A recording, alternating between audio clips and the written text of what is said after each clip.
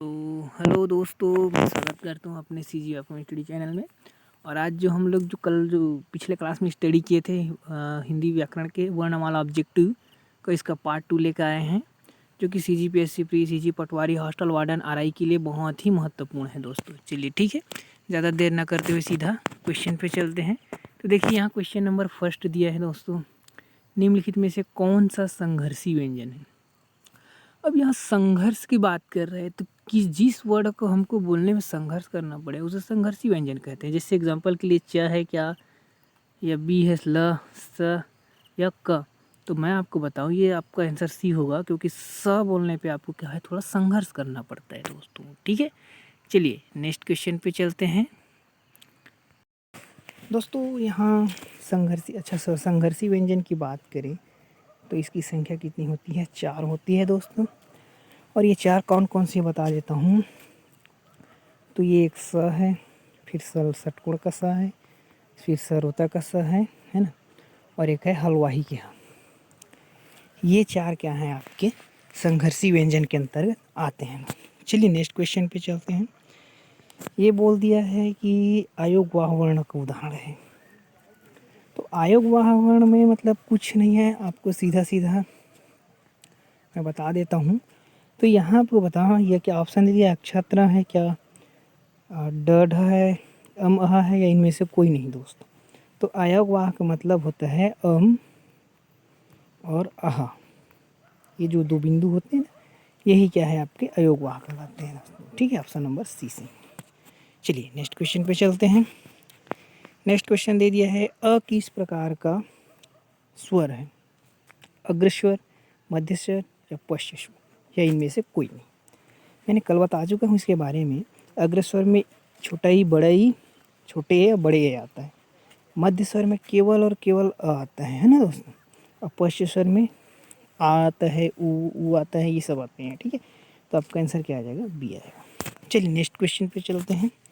हमारा next question है ये चौथा, ल किस प्रकार का व्यंजन है। ल किस प्रकार का व्यंजन है, स्पर्श व्यंजन है, नासिक के व्यंजन है, लुंठित व्यंजन है, या पार्श्विक व्यंजन है। तो स्पर्श व्यंजन 25 होती है, नासिक के व्यंजन जो स्पर्श व्यंजन के जो 5 लास्ट का 5 अक्षर होता है वो नासिक के अंतर्गत आता है।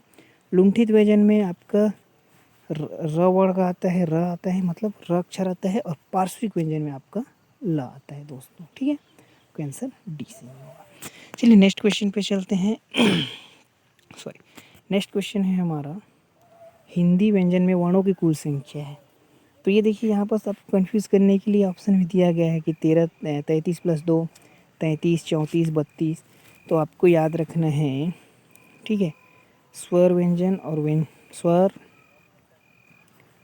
व्यंजन है ना, और संयुक्त व्यंजन, ये 3 आता है आपको। तो ये 13 हो जाएगा, ये 33 आ जाएगा, और ये 4 आएगा। कुल वर्णों की संख्या 13, 33, 4 मिला के आपका आता है 52।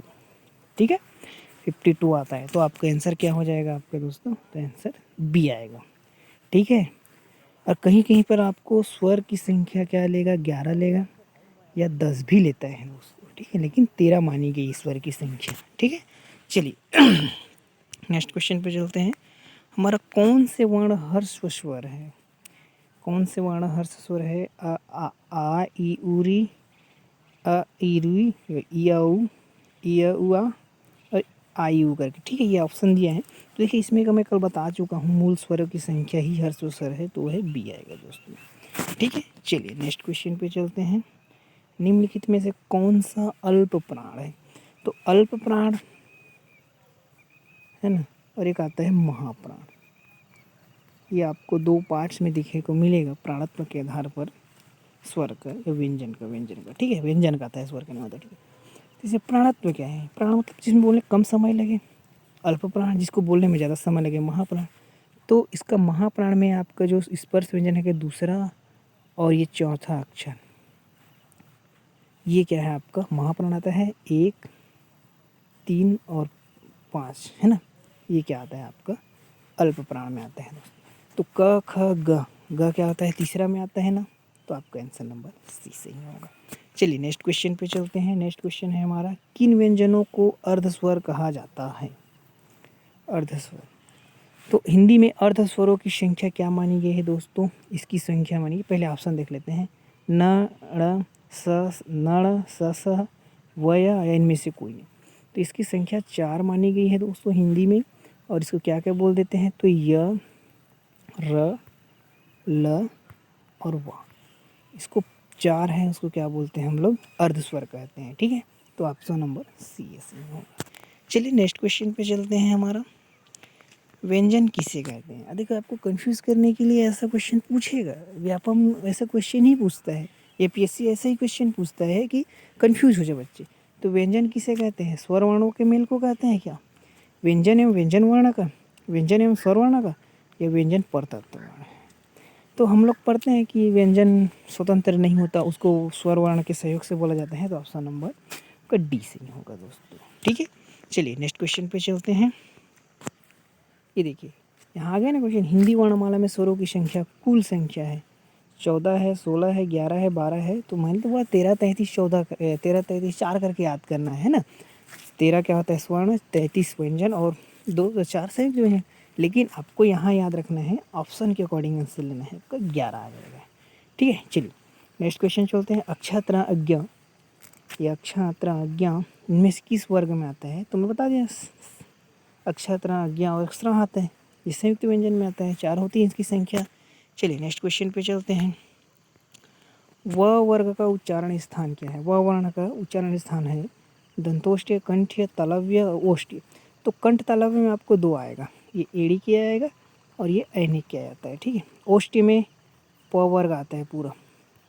ठीक है, कंठ में क वर्ग आता है, अ आता है, आ आता है और विसर्ग आता है।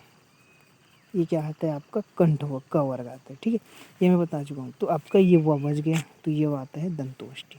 ठीक है दोस्तों, ये दंतोष्ठ्य हो जाएगा। चलिए नेक्स्ट क्वेश्चन पे चलते हैं। निम्नलिखित में से कौन सा पद द्वित्व व्यंजन का उदाहरण है? कल मैंने बताया था द्वित्व व्यंजन किसको बोलते हैं। द्वित्व व्यंजन उसको बोलते हैं जिसमें एक ही वर्ण 2 बार आया हो, है ना। तो इसमें देखिए, त्रिभुज में आया है, त्रिकोण में आया है, रक्षक में आया है या मक्का में आया है। तो आपका मक्का में क और का दिख रहा है ना, तो यही इसी को हम लोग संयोग द्वित्व व्यंजन कहते हैं दोस्तों। ठीक है, आंसर नंबर डी। चलिए नेक्स्ट क्वेश्चन पे चलते हैं हमारा। ये देखो, नेक्स्ट क्वेश्चन आ गया, हिंदी वर्णमाला में कुल वर्णों की संख्या कितनी है? तो 56 है, 42 है, 48 है या 52 है? तो इसका आंसर आ जाएगा दोस्तों 52। मैंने बोला था ना कि ये 13, 33 और ये 4, 4, 3, 3, 6, 6, 4, 3, 3, 6, 6, 4, 10। अच्छा, ये और 2 को और जोड़ देते हैं ना, प्लस 2 और जोड़ते हैं उसको, लेकिन इसी करके 52 होता है। लेकिन एक्चुअल में आपका 13, 33, 4 करके याद रखना है दोस्तों। ठीक है, चलिए नेक्स्ट क्वेश्चन। एक ही वर्ण में जब किसी शब्द में एक ही वर्ण जब किसी शब्द में 2 बार प्रयुक्त होता है उसे क्या कहते हैं? अब भी मैंने जस्ट क्वेश्चन बताया मक्का वाला, तो ये द्वित्व व्यंजन कहलाता है। ठीक है, चलिए नेक्स्ट क्वेश्चन पे चलते हैं। ये पंचमा अक्षर का उच्चारण स्थान होता है, नाक होता है, ओठ होता है, दांत होता है, तालु होता है। तो आपको पंचमा अक्षर जो म हो गया, अणा हो गया, न हो गया, या हो गया, ये सब क्या आता है? नाक के अंतर्गत आता है। ठीक है, चलिए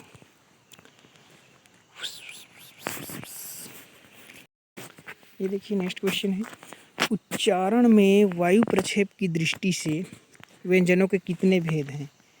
1, 2, 3, 4। तो वायु प्रक्षेप है ना, तो अल्प प्राण, महाप्राण, ये प्राणत्व के आधार पर है, तो वायु के अनुसार पर होता है, तो इसके 2 होते हैं। ठीक है, हाँ चलिए नेक्स्ट क्वेश्चन पे चलते हैं। हमारा ये 2 ही होता है। ठीक है, नेक्स्ट क्वेश्चन पे चलते हैं। निम्नलिखित में से कौन सा, सॉरी 1 मिनट दोस्तों, है ना, निम्नलिखित में से कौन सा व्यंजन अल्प प्राण है? तो अल्प प्राण कौन सा है? अल्प प्राण के लिए 1, 3, 5 बोला था ना, तो ये च वर्ग आपका आएगा दोस्तों। चलिए नेक्स्ट क्वेश्चन पे चलते हैं। निम्नलिखित में से कौन सा व्यंजन अंतस्थ व्यंजन का उदाहरण है? तो अंतस्थ व्यंजन में य आता है आपका, र आता है, ल आता है और व आता है दोस्तों। तो यहाँ देखिए य, त, र, ल दिखा है, तो आपका ये त तो नहीं दिख रहा है दोस्तों, तो यही आपका आंसर है।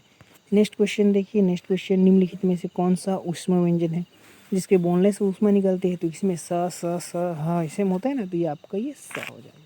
ठीक है दोस्तों, चलिए अगर आपको चैनल पसंद आए तो चैनल को पूरे देखने के लिए धन्यवाद, है ना। और लाइक शेयर और सब्सक्राइब जरूर कीजिए। ये आपका टॉप 40 क्वेश्चन यहाँ कंप्लीट होता है। सोचा था 50 करूँ लेकिन नहीं होगा, ठीक है। चलिए धन्यवाद।